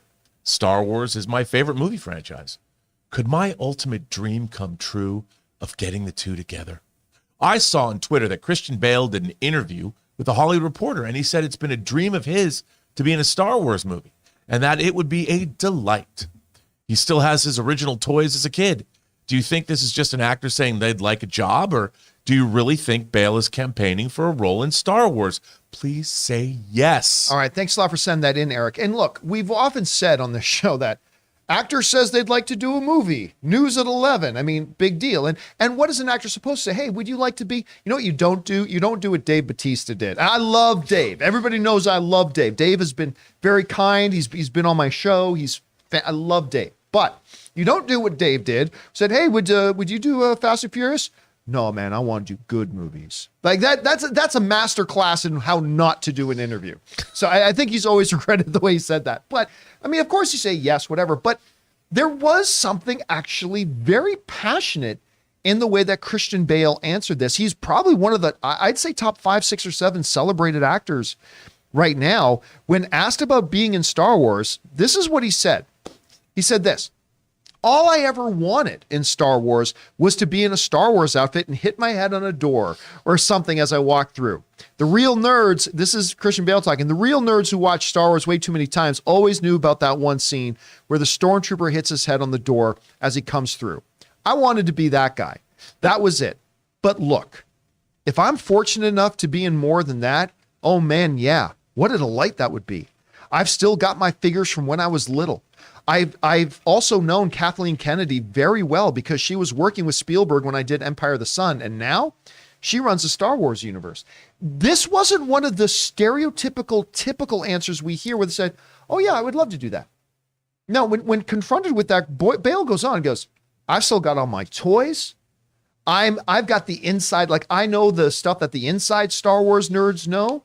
I happen to know Kathleen Kennedy. Hey, Kathy, remember we worked together on Empire of the Sun? And just goes like, what a delight. He just goes on. He does not give the short, typical answer. And by the way, that is a very non-typical answer for Christian Bale himself to give. Oh, yeah. And do I think that answer is actually him kind of shooting a flare into the air, like letting the people at Lucasfilm know, hey, guys, I'm interested. I want to do this. You know what? Normally I would say no, but the way he answered it and all that kind of stuff, I'm convinced. I think he is actually stomping. He's going out there making noise saying, guys, look at me. I'd love to be in a Star. I think he's campaigning himself to be in a Star Wars project. You read what he said. What did you think? I agree, dude. I'm sure they've already cast this role. Christian Bale for Grand Admiral Thrawn. Shut up. That's what I want. That's Christian Bale for Grand Admiral Thrawn, dude. Come on. Yes. Come on. 1,000 times yes, but he won't. I don't think you can get Christian Bale to come in because I think we're going to see Grand Admiral Thrawn in Ahsoka. Yeah, we will. Which is a Disney Plus. I know. I don't think Christian Bale's going to come. No, he wants to do a movie, but man, him as Grand Admiral Thrawn. Grand Admiral Thrawn in that white. You know, I'm all about now, especially with Andor and after Krennic. I'm all about the white Imperial uniforms, and Grand Admiral Thrawn was, I think, the first time that they ever did that. You know, he had a white. Even heir to the Empire. I love that. I would love to see him in that high Mandarin collar, you know, and he doesn't have to be Thrawn, but I want to see him as the most competent Imperial commander, admiral, whatever, the most dangerous Imperial officer, an Imperial officer that wins. Like, I want to see a Star Wars movie where the Empire kicks ass. Like Empire Strikes Back. Yeah, but I mean, even then they still. I'm talking about just leveling planets. And somebody like the most fearsome Imperial officer, make it Bale. She put in those red contact lenses. Dude, with this little thing on his creature on his shoulder. I always I never know how to pronounce it. The salami is kind of like a salamander. Yeah, I've never known how to I've read it 1,000 dragons. I think that's stupid. I think he should just play Han Solo's father. Just be Han Solo's dad. I love the idea. I love him being in it. Anyway, guys, question is for you. After hearing his actual comments, do you think, hey, you know what, John? No, you're reading too much into this. This is just another standard actor saying, sure, I'd love to do that movie. Or do you agree with me that it sounds a little bit more involved in that? And I'll go on record. I think within 2 years, we're going to hear of Christian Bale being in a Star Wars project. I wouldn't be surprised if they announced that Daniel Craig and Christian Bale are going to be stormtroopers together. They're going to hit the road like Hope and Crosby, but, you know, maybe something funny. Or Tag and Bink. Yeah, Tag and Bink. All right, guys. How do you feel about this? Do you think we're going to see Christian Bale in a Star Wars project? Whatever your thoughts are, jump down into the comment section below and leave your thoughts there. All right, guys. With that down, let's get into our sixth and final main topic today. Rob, what is our sixth main topic today? Our sixth main topic comes to us from Sam. Hi, John and crew. Well, we got the official trailer for Black Panther: Wakanda Forever, and the movie just looks incredible. After hearing how long it is, I'm pretty excited for it. Did you see the new trailer? And what is your thoughts? And can you get your tickets now? Thanks and have a great day. You can get your tickets now. I've already bought my tickets, as a matter of fact. So I bought them for the Thursday coming out. Actually, they've got, normally they're like 6 or 7 o'clock. Early screen was 3 p.m. Wow. Okay. So I bought some 3 p.m. tickets for that day. I got you one too, Ray, so you can come with Ann and me. But, okay, first things first. So I want to talk about wings on feet. So the week or two ago, I said, yeah, I don't think I saw wings on his feet in the first trailer. And then a whole bunch of you guys, of course, took screenshots and zoomed in things with the red circles and sent me the picture showing me, no, there's wings on his feet in the first trailer. I'm like, oh, okay, well, there they are. But I can't see Marvel making a Namor flying around with wings on his feet. So I don't know that I can see them doing that. Well, they put that to rest real quick in this trailer as we see Namor flying around like Hermes, doing his thing. And you know what? I had a couple of our viewers write into me and say, "Okay, John, but think about this. This is before the trailer came out." And they said, think about this. That particular element of Namor, you're always going on, John, about really important core things about certain characters. A lot of things aren't core issues, but certain things are. And that's kind of his main identifying factor. And I went, okay, you know what? You're right about that. And sure enough, they did it in the trailer. I still think it looks a little silly. That said, I concede to the wisdom that our viewers wrote in, saying that is a core thing about Namor. Tone of his skin is not. Whether he wears certain earrings or not is not. But that is a core thing about identifying thing of Namor. So I relent and I concede to that. And I think it probably, and you know what? And it didn't look bad. Didn't look bad. Let's put that aside now for a second. But that theory of mine got shot down real quick. This is a very good trailer. I will say, though, I do not think it was as good as the first trailer. But that's a really high bar, because that first trailer was stupid good. Like, it was just ridiculous how good that first trailer was. So it didn't need to be quite as good. So even though I'm saying it's not quite as good as the first trailer, it was still a great trailer.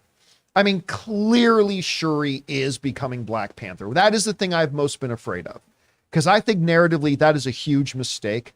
But I also still believe she dies in this movie. So I think probably she becomes Black Panther at one point, and then she probably dies in the movie. But I mean, I don't know. Maybe you disagree. Maybe you think that was Okoye in the Black Panther costume. Maybe you think that was Nakia in the Black Panther costume. But let's bring up the main thumb here, Jonathan. But the thing is, there's a reason why on the new poster, I don't think there's Shuri dead center with the Black Panther mask behind her. And if you notice, see the white dots on the Black Panther mask?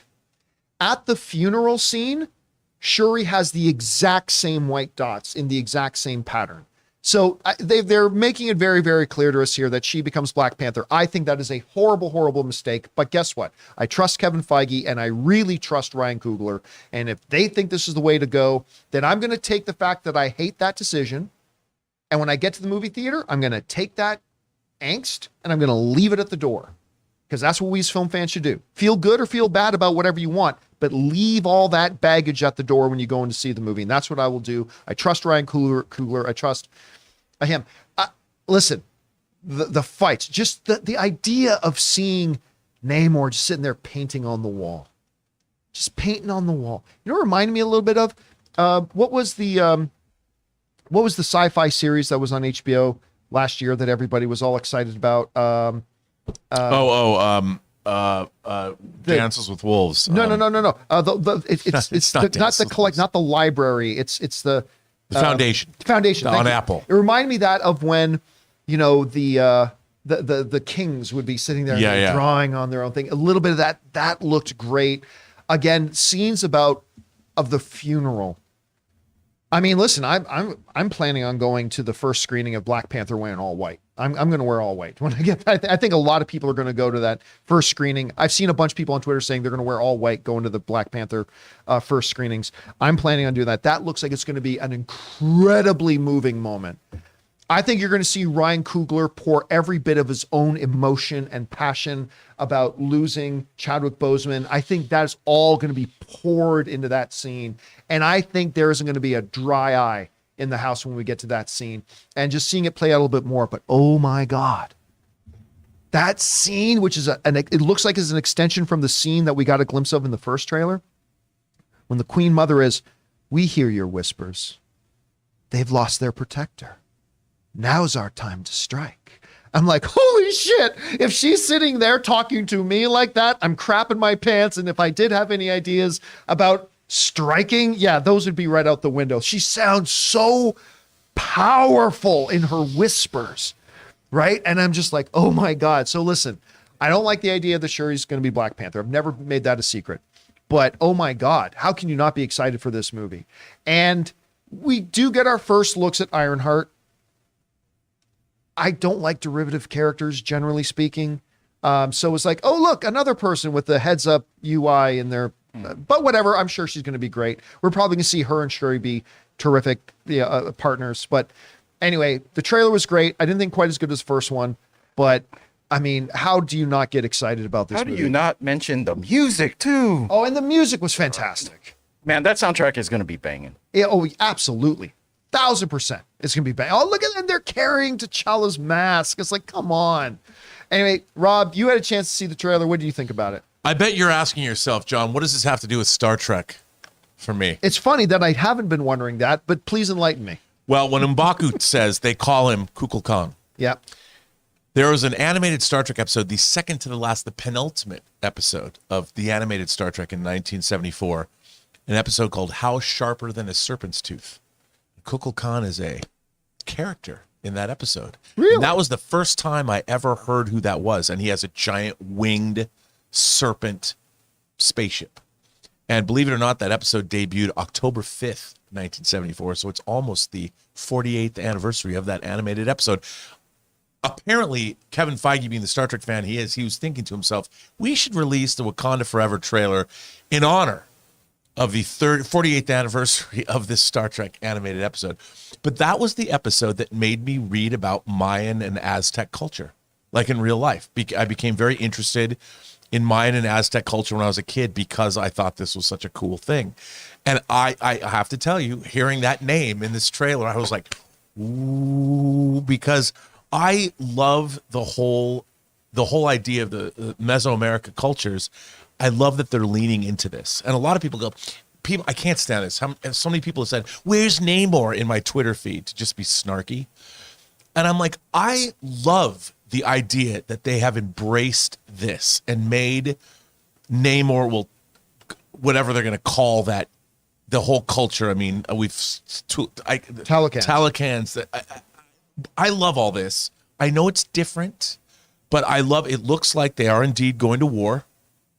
And there's a reason, a geopolitical reason. They're not happy with Wakanda making themselves known to the world, because that probably, leads to some tension between the two of these cultures. And I'm like so there for it. And it's not just because of an animated Star Trek episode from 48 years ago. I love them embracing the Mayan and Aztec culture. I think that this is a great thing to do with Wakanda. I can't wait to see. I mean, I want to see some House of the Dragon action between the two cultures. Getting mad, getting angry. And when I watch this trailer, it looks like Wakanda gets flooded just like Namor did in the comics to Wakanda. And I'm like, yes. Listen, I've had a few people in the live chat asking me, because I guess maybe they haven't heard me talk about this before. I'll just say this quick. Asking me, why don't I like the idea of Shuri? Because, John, you said she's like a top 5 favorite MCU character, favorite of yours. She is. Shuri is a top 5 MCU character to me. I love this character. But, and here's why I hate the idea narratively of them making her Black Panther. She can't fight. She has no training. And you have 3 other characters there who makes much more logical sense of being the next Black Panther. Number 1 is M'Baku. M'Baku was already a main leader in Wakanda. He was the number 1 ally to King T'Challa. He came this close to defeating T'Challa. He almost became Black Panther and King of Wakanda in a totally legit way. That close he came. So he makes a much better, and he would beat the living crap out of Shuri. Also, if you don't want to go M'Baku, his queen, T'Challa's queen, Nakia. She is experienced with world affairs. She is an amazing warrior. She was the Queen Mother's choice to take the last flower and become the new Black Panther in the first movie. She kicks ass. She understands she knows espionage. She can do it all. If you're going to have somebody be the new Black Panther, if not M'Baku, it should be Nakia. Or if the Black Panther is supposed to be the big protector of Wakanda, I know she's the head of the Dora Milaje, but how do you not then look at Okoye? Okoye as the protector of Wakanda? I mean, of course, so you're looking at 3 different characters, all who would beat the living shit out of Shuri without breaking a sweat. In Nakia, M'Baku, and Okoye. So I just think you have 3, and one of the things I love about Shuri is she is a lab rat. You've got a character, this is one of the things I love about Tony Stark characters too. You got a character that celebrates just being smart. And not a lot of comic book characters do that. So she is a lab rat. She is the technician. She's all that kind of stuff. So, yeah, I do think it's a mistake to make her Black Panther. But again, I am fully prepared to leave that at the door and to have Ryan Coogler totally change my mind and have come out of the theater going, holy shit, they did it. They did it. Or what I fear is that T'Challa dies and Shuri dies too.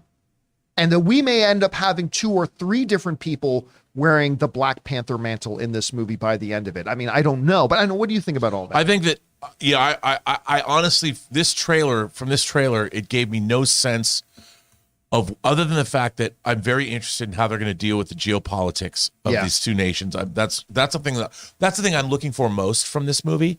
But I would trust to Ryan Coogler to he's thought of these things, and that he will address them in a way that makes them interesting and believable. And I'm curious to see. Of all the Phase 4 movies, this is the one I'm most curious about. Yeah, and I would agree with that. And you know what shot was amazing? This is the shot, and I missed it the first time I saw the trailer. You see it's in Wakanda, standing in one of the towers, and the camera is from the outside looking in, and you see 2 of them standing in the window looking out on Wakanda. But if you look at the reflection in the window, you see Namor about to smash the window. And I'm like, oh my God, that is such a beautiful shot. I mean, there's so much to be excited about this movie. There's a few things I'm nervous about, but I trust Ryan Coogler. Even if there's something that I really don't like the decision, I believe Ryan Coogler is going to find a way to make it work. And I got to tell you, I'm pretty stupid excited for this movie. I'm stupid excited for this movie. I am too. Anyway, guys, question is for you.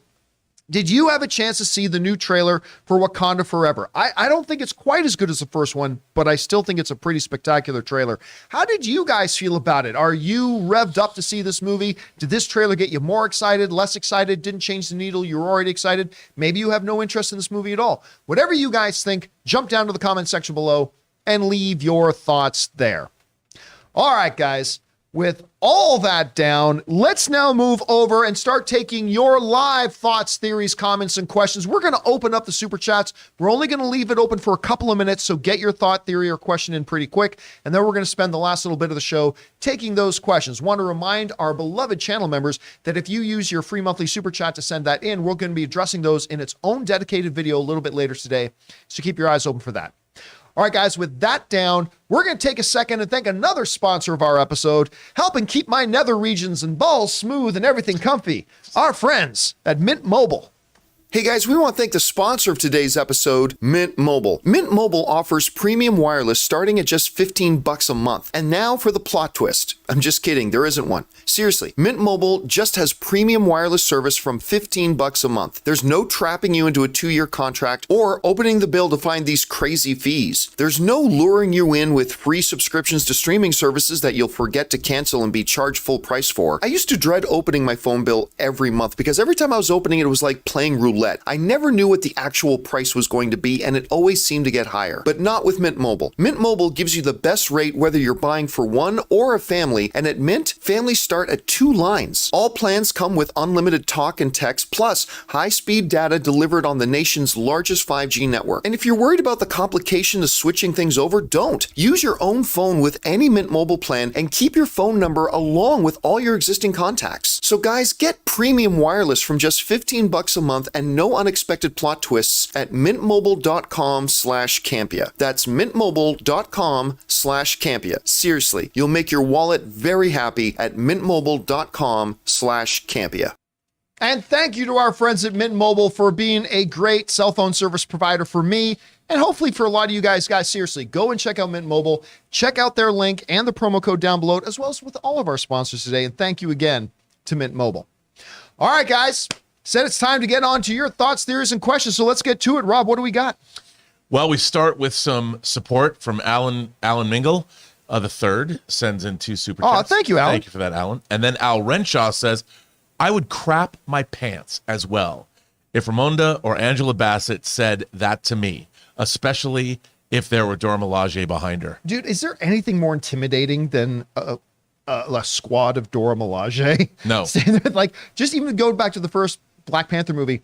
when you're back in time and they knock on the apartment door and they open and there's just two Dora Milaje standing there. It's like, yep, nope, Yeah. nope. Just take whatever you want. I'm It's good. going to be a good fight. I can see it's going to be a good fight. All right, what's next? Mr. Graham 91 says, I'm stoked for Wakanda Forever. Each trailer has been great, but I can't be the only one who thinks Namor's winged feet look a little funny. May the filth be brought in. Look, they look a little weird. I agree. That's why for a long time I thought, you know what? I can't see Marvel having them flying around with the feet. Well, guess what? That's exactly what they're doing. And I became convinced, as I often am, by our own viewers who are like, John, this is a key essential part of who he is. And you're not wrong. Does it look a little funny? Yes. Are they going to make it badass in the movie? Yes. So both are true. I think both are true. What do you think? It's a little bit funny. These wings on my feet. Look, I have to say, it was something about it I kind of liked seeing that one shot where he's like moving forward and you see his wings.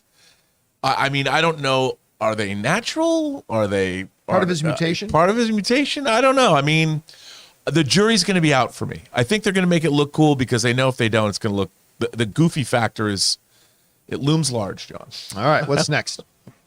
My Comic Planet says, did you guys see the new SNL skit about Nicole Kidman's AMC ad?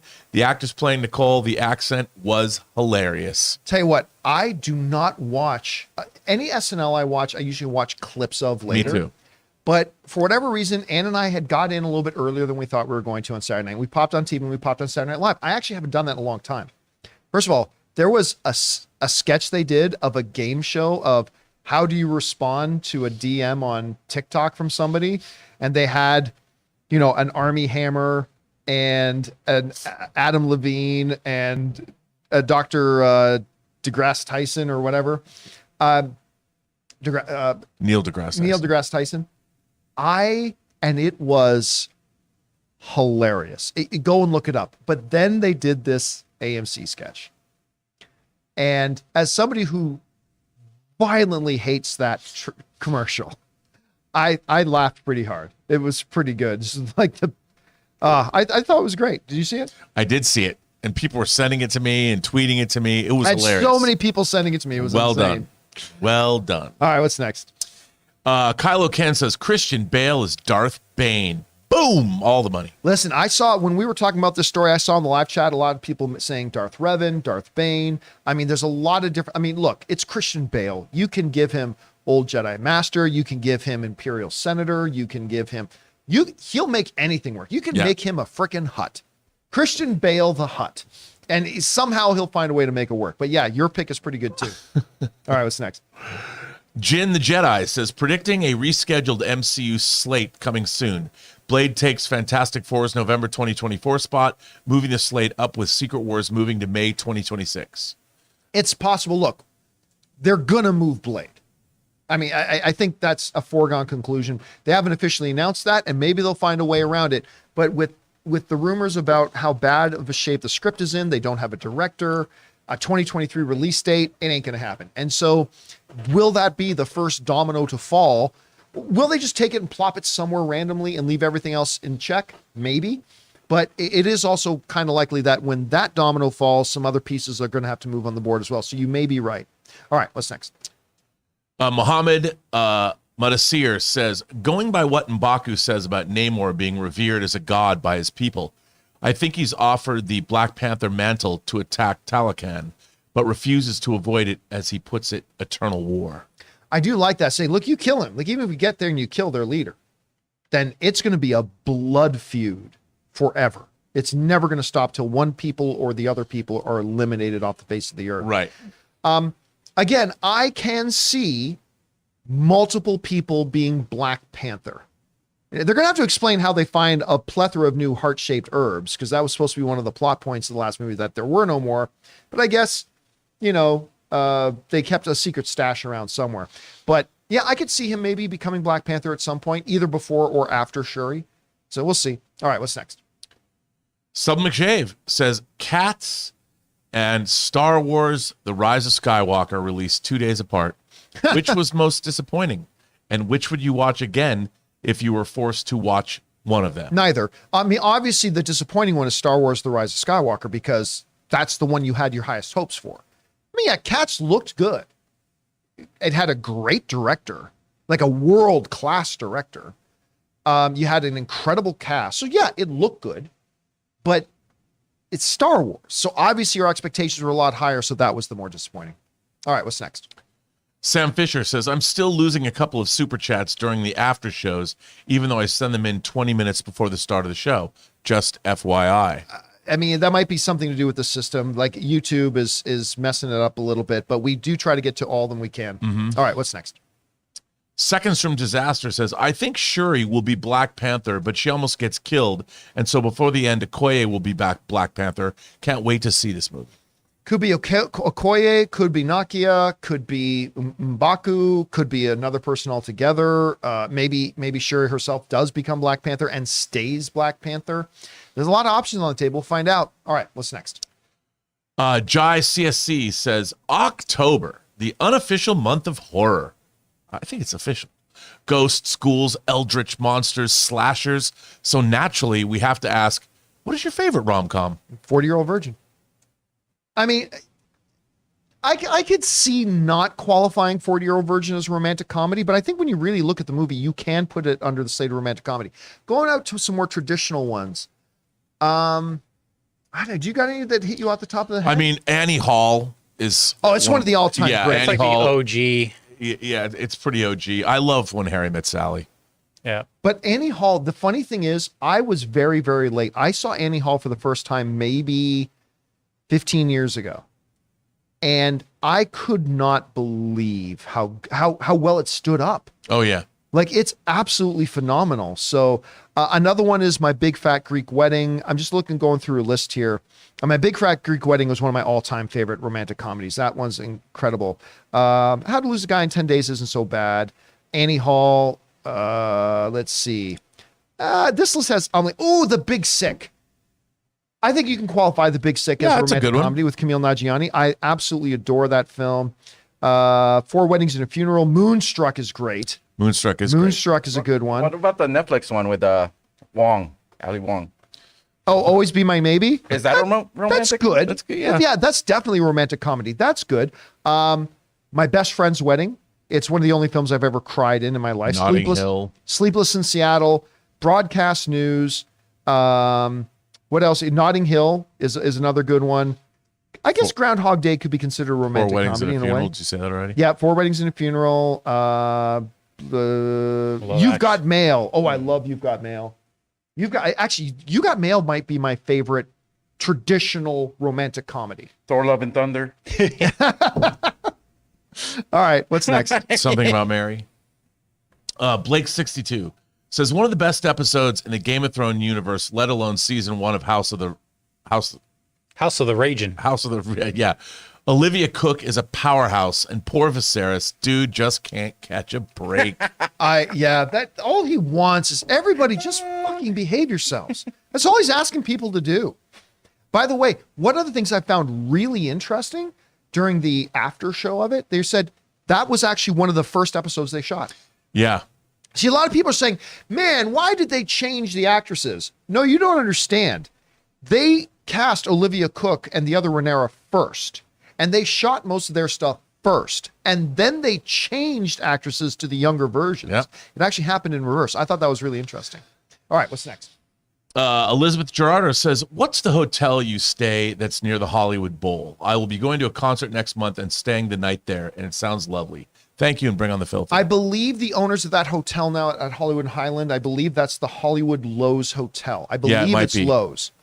So it's a Lowe's Hotel. I think it's called the Hollywood Lowe's. It's just look for the hotel right at the corner of Hollywood and Highland. Yeah, it's right up the street. Yeah, it's the first hotel I ever stayed in on my very first visit to Los Angeles. When Paramount Pictures flew me down to LA, it was my first visit ever to visit the set of Transformers. That's the hotel they put me up in. I mean, that's right by the Hollywood Bowl too, but the W in Hollywood's pretty great as well. Yeah, but you can walk to the Hollywood Bowl from there. Absolutely. Yeah. Absolutely. W ain't cheap either.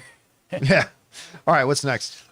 Chris Miner says, best villain in comedy, Dr. Evil for me. I'd have to think about it. I don't know. Dr. Evil's a good one, though. That's a good one. Yeah, Dr. Evil's a really good one. All right, what's next?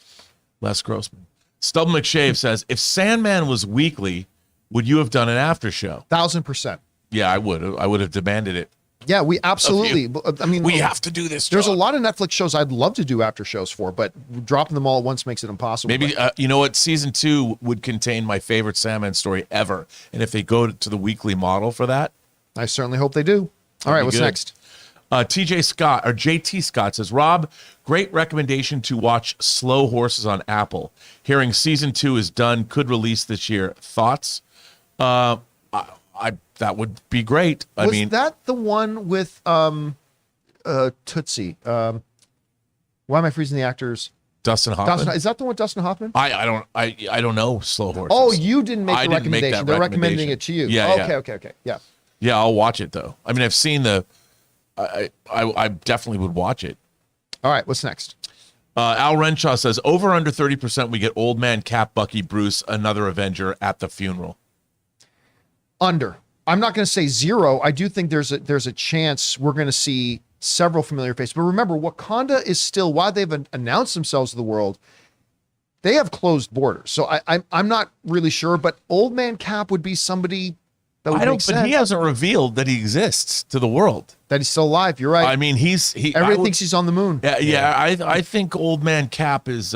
He's keeping. If anything, keeping- it'd be Bucky because he was a part of the. Yeah, I mean, he's kingdom. he's White Wolf, right? Right. So Bucky, I could like Bucky's absence would be jarring. Like Yeah. Bucky should be there. Oh, I think for sure. Yeah. It'd be. Yeah, I think for sure he'll be there. All right, what's next? 100%. Mr. Lock Nuggets says, wait, what happened to Wakanda when Shuri and T'Challa were gone during the blip? Over or under? Nakia was Black Panther during the 5-year blip. That's interesting. Well, here's the thing, though. Did they have any heart-shaped herbs? Because if they didn't, nobody's Black Panther. I have a feeling the Queen Mother probably ruled. She probably. We're going to see something. They're going to address they will that. explain what. Yeah, that's the thing. It's a total mystery right now. What happened in Wakanda during the blip? Because Shuri wasn't there. T'Challa wasn't there. Probably a lot of Wakandans weren't there. We're going to see what So happens. yeah, we'll find out what happens in there. All right, what's next?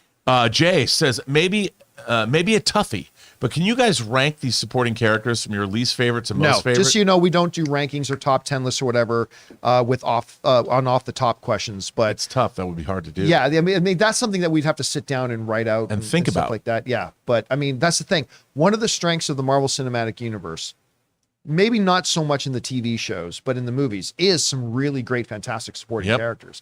I mean, you look at Kate, Awkwafina in Shang-Chi is a terrific supporting character in that, she's right? great. I mean, Pepper in the Iron Man movies, great. I mean, so they've got some absolutely fantastic ones. All right, what's next? Orlando Orego says, did you see that Tubi did a movie about the Johnny Amber trial? It looks bad. Yeah, everybody I've heard from who's had the displeasure of watching it said it's really terrible. Oh my God. That's trying to Why capitalize would you on need to something make really it quick. literally? You could just watch the court trial. Like it watch the might as trial. well have been Asylum making Public. it. That's how fast they cranked it out. All right, what's next? My Comic Planet says, no spoilers, but the scenes with Aemond and Vagar was some of the best Game of Thrones action I've ever seen. I That's wouldn't say that, but it was great. No, it was great. The scene was fantastic. And there's the joy there of riding a dragon. There was I a loved little bit of First Flight from Man of Steel Yeah. for me. Yeah. I really like that scene a lot, even though it was very, very dark and very, very hard to see. All right, what's next? Sam Fisher says, Rob, if you were writing Sandman season 2, where do you put A Midsummer Night's Dream and Facade? Make it episode 1 integrated into a Season of Mists? That's a good question. After Season of Mists mid-season, I guarantee you season 2 of Sandman will open with A Midsummer Night's Dream. I don't think they're going to do Facade. I think they're going to skip that story entirely because they're basically dealing with another DC character, which is a female version of Metamorpho. I could be wrong, but they're going to make A Midsummer Night's Dream an hour long. That's my prediction. All right, what's next? Haunted Autumn says, I'm imagining Christian Bale's Jedi character getting jealous over another Jedi's lightsaber hilt the way that Patrick Bateman got jealous over the business card in American Psycho. He's such Hashtag eat your green. His lip starts quivering. He's just And he he puts on some Huey Lewis in the News, and then he starts hitting the guy over the head with a lightsaber. I love that scene where he actually drops his business card because he's so enamored of with the other guys. Look at the off-white coloring. I mean, I just remember that scene has stuck with me. Dude, it's so good. Wasn't the color bone? Yeah. Yes. That's the color of his card. That's bone. Yeah. Oh, that scene was so good. Cerulean. All right, what's next? It's so good. Jamie Sunday said, anyone see Dahmer? I actually really loved it. Tough watch, but Richard Jenkins' performance is one of the best I've seen in about years. Dead serious. Have you watched it yet? I have not, because Ann and I, it's one of those shows that Ann and I have decided we will watch together. So we've got to have time to sit It's down really together good, to do it. but it's really unpleasant. Richard Jenkins, can I just say, someday Richard Jenkins will pass away and we will all go. The headline is like, why did we not appreciate him more? He is never anything but absolute money with everything he appears on. He elevates everything that guy's in. We should be celebrating him a lot more. I hold myself responsible for that too. We should be celebrating Richard Jenkins a hell of a lot more because he's always. Oh, we could pick one day a fantastic. month and do Richard Jenkins Day here on the John Campea Show. We should do a Richard Jenkins Day. You know what? That should be an ongoing series. One day a month we will have a Richard Jenkins Day where we celebrate one performance. We'll do a Richard Jenkins retrospective for a year. Damn right. The guy's amazing. He's 52 fantastic. days of Richard Jenkins. Okay, what's next? I can see it now. Ray's gonna watch half of Dahmer, and then you and Ann are gonna go in to watch it, and she's gonna be like, "You started it without me." Oh no, totally. By the way, I got to call out Joe Adonis in the live chat, who just wrote out Richard Jenkins. That's what That's what I was doing. I did that under my breath too. I'm like, That's Richard Jenkins. All right, what's next? Someone's got to make that art. Attack of the Mushi says, I bought tickets to 5 showings of Black Panther. You know well, what? thanks, man. Now I can't get in. Box office. I actually bought the tickets for the very first screening, and then I, went about my morning, finished up what I was doing, came into the office, and I thought, I really should have bought more tickets than just the one screening. So yeah, all right, we'll see. All right, what's next? Raymond Verada says, if you need a Filipino BFF in the MCU, you have Ginger Gonzaga, She-Hulk, and Jacob Batalon, Spider-Man. Yep. Ray, you're our Filipino BFF. No Lumpia for you, Evil Josh, Trevor Salter from She-Hulk. One of my most enjoyable moments in a movie theater the last couple of years was we did a special fan screening, a John Campea Show fan screening. We had the theater booked out. Thank you to the studio. They booked out a theater for us. We had a bunch of John Campea viewers come, and me, Ann, and Ray were there. And there's that scene in Spider-Man No Way Home where they're at Jacob's, Ned's, the actress Jacob's, his grandmother's. And I can't remember if that's his grandmother or was his mom. Mom. And the mom starts speaking in Tagalog. And it's funny because we're in this theater and all you hear, because they don't put up subtitles, is Ann and Ray. Like, because they're the only ones in the theater who understand. And it was funny because because you guys were sitting like down there, and I knew where you guys were because I'm like, oh. And you said Ann and Ray start busting out laughing. Should have sat next to us, Rob. You missed out on my translation. Because meanwhile, the rest of us because like, I didn't. Because if you were translating it in the movie theater, I would have gotten mad. Yeah, you know what's funny about that? They felt the need to not put subtitles because you could tell what. Well, that was the best part about it. Was that? Yeah, so I thought that was a smart move. It was really good. Yeah. It was really good. What's next? Johnny Got Lost says, I told you so, John. I'm calling it again. Namor's mutant ability is to fly. # feet wings. You know what's funny? When I'm right 9 times out of 10, nobody writes in to say, well, you told us, John. But whenever I get more, and listen, I could not have been more wrong about the Namor thing. I didn't even think he had wings on his feet from watching the first trailer. It took a bunch of you guys sending me screenshots with the little red circles. I'm like, oh, it was there. But yep, there he is. Okay. They're fins, man. Flying around. Speaking of wings, can we get a group flats or drumettes? I'm a flats guy. What are we Flats talking or what? about? Speaking of his wings. Oh, on his I feet. like flats. Oh, I Flats. like flats. Okay. Flats. Yep. Rob. I'm going to say that too. Yeah. Flats. Yeah. I usually, when I order, I'll specifically ask for all flats. Yeah. Yeah. I think they're the better piece. I But think the it's just drumettes, easier. they're less messy Yeah. How did we get on this? because of his wings. Because Ray's hungry. Because Ray's hungry. Ray's If always there's gonna a bring it food back to analogy food. to be made, Always bring it back to food. All right, what's next? Al Renshaw says, who do you think is the real villain, real conflict in Black Panther 2? Something or somebody obviously pissed off Namor, and I don't think it's Wakanda. It is Mephisto. Wakanda. It is Wakanda. They were very, very clear that the thing that sparks off the conflict was Wakanda coming out and making itself known. Listen, some great stories. Not every movie needs a villain. Every movie needs an antagonist. but the antagonist isn't. I like to go back to that. It's a terribly underrated film with Samuel L. Jackson and Ben Affleck called Changing Lanes. If you haven't seen Changing Lanes, you totally should. It's fantastic. There's no villain not really. There's no real villain in the film. But when you get two sides, to quote Frankie Goes to Hollywood, when two sides go to war. I mean, basically you have two sides with a contrast in what their own self-interests are. That can create some really compelling storytelling.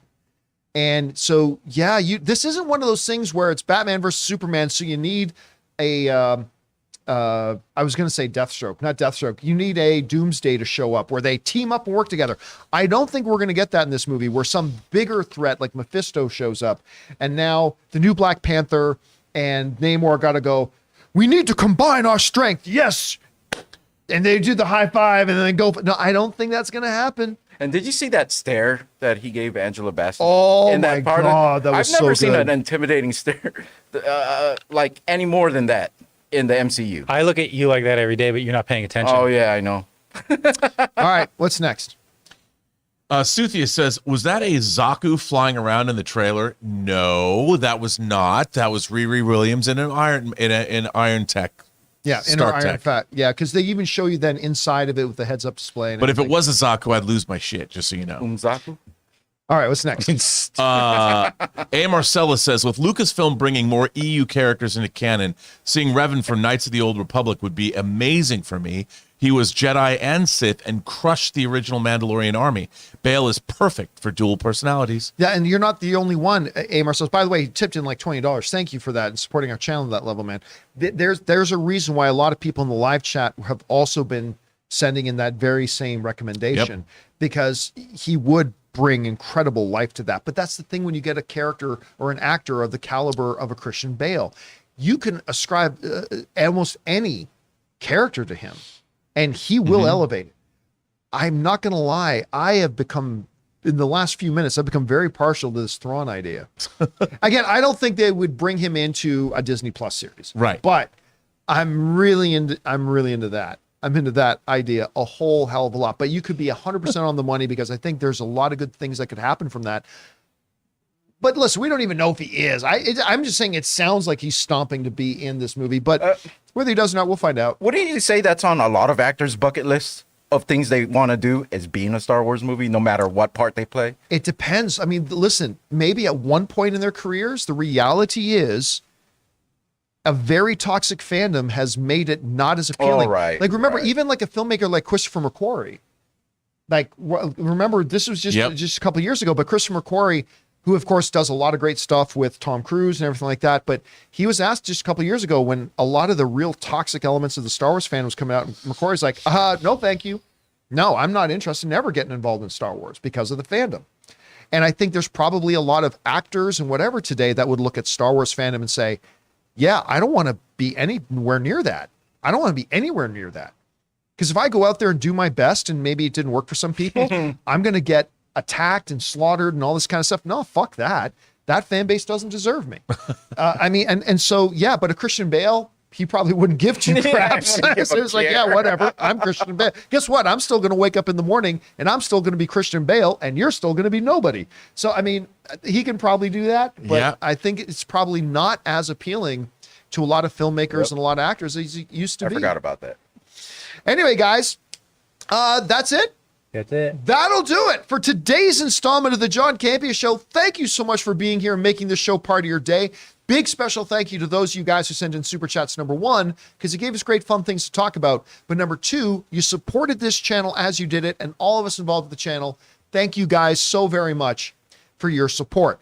We got several things still coming up on the channel later today, guys. Number one, I'm going to be doing a dedicated video answering all the questions that you, our beloved channel members, sent in. So keep your guys' eyes open for that, because we also have Friday's questions and today's to do. We've got, of course, our Game of Thrones, House of the Dragon, open spoiler after show today at 3 p.m. Los Angeles time. Make sure you guys come back and join us for that. And then a little bit later tonight, we got a new episode of The Weekly Hero coming out as well with Rob and Chris. So keep your guys' eyes open for that. So for everybody in the room, Mr. Robert Meyer Burnett, of course, joining you guys in the live chat today back there, Ray Ora, running the show, Jonathan Voico, and of course myself. My name's John Campea. Thanks a lot for being here, guys. And until next time, my friends, bye-bye.